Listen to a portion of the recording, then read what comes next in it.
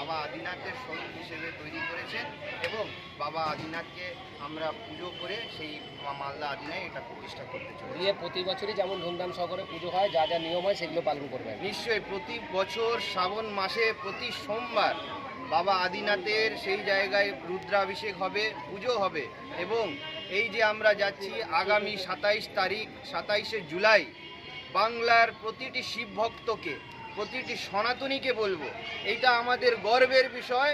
যেইভাবে অযোধ্যায় একটা রাম মন্দির আন্দোলন হয়েছিল যেখানে আমরা অংশগ্রহণ করতে পারিনি, বাংলার সনাতনীদের কাছে সুযোগ এসেছে বাবা আদিনাথের সেই আদিনাথ মন্দির আন্দোলনে যুক্ত হওয়ার জন্য।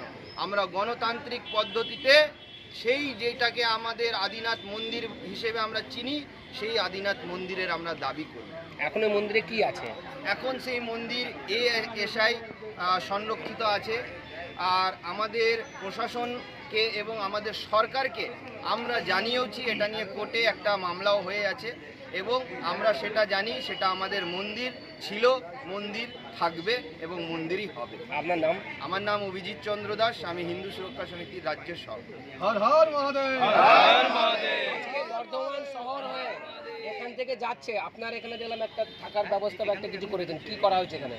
দেখুন, বাংলায় একটা সনাতনীদের সরকার এসেছে, তাই সেই সরকার আসার পর এই ধরনের যেসব মন্দিরকে বিগত দিনে বিধর্মীরা ভেঙে চুরে আমাদের ধর্মকে, মন্দিরকে ধ্বংস করতে চেয়েছিল, সেই মন্দির আবার প্রতিষ্ঠিত হচ্ছে।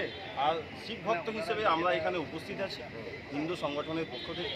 ইনারা যারা এত কষ্ট করে আসছেন তাদেরকে একটু বিশ্রামের ব্যবস্থা এবং একটু স্বল্পাহারের ব্যবস্থা আমরা এখানকার হিন্দু সংগঠনের পক্ষ থেকে করেছি। আপনার নাম? আমার নাম মৃত্যুঞ্জয় চন্দ্র। ঠিক আছে। হ্যাঁ, ও ঠিক আছে।